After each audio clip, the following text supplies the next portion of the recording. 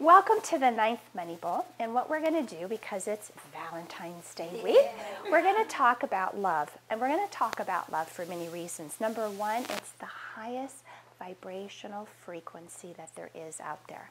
And of course, Jesus talks a lot about love. You are like a magnet to people and situations and places and things in your environment.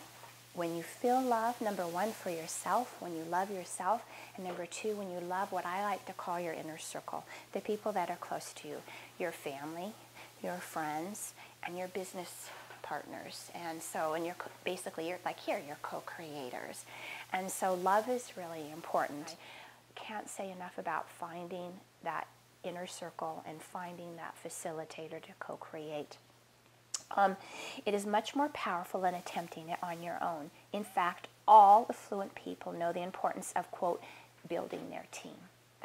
That's what I like to call the inner circle. It's nice with friends in our inner circle. The only problem with that is if we rely completely on our friends, then sometimes these friends have a tendency, because they wish us well and they love us overly to the point too much where they don't sometimes hold us accountable.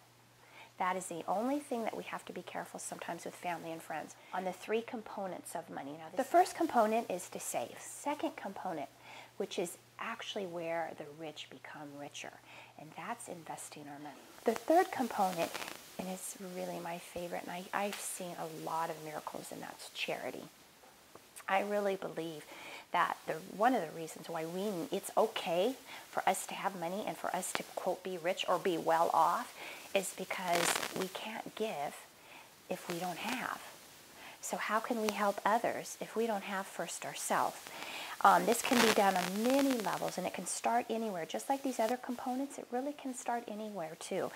If you're not able to give financially, and do remember though that most contributions are tax deductible, then you can give of your time.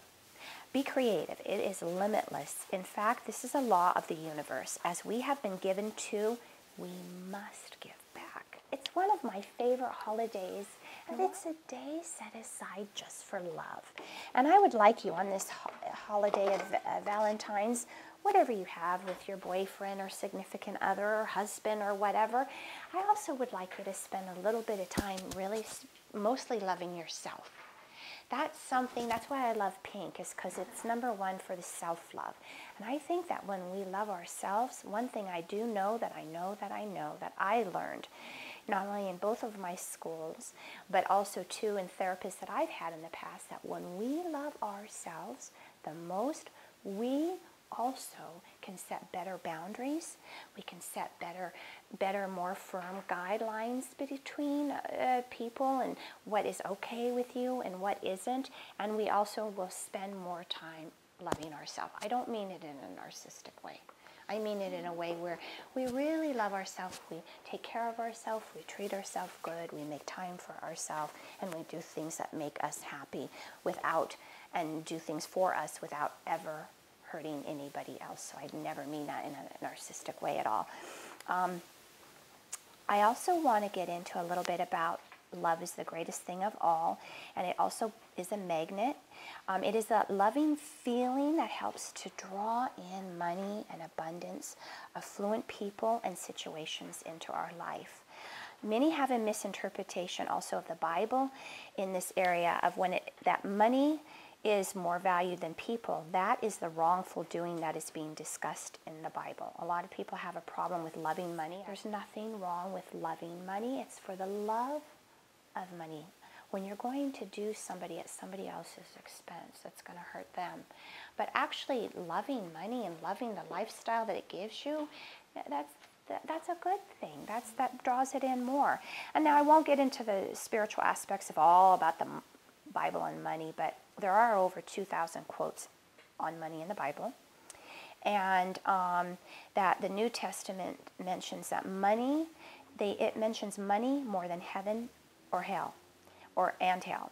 And I think, that that's enough of that issue and my point, about money, but it's really important. Now, getting back to the quantum physics of money and love, love draws us at a higher energy. It's the highest vibrational energy.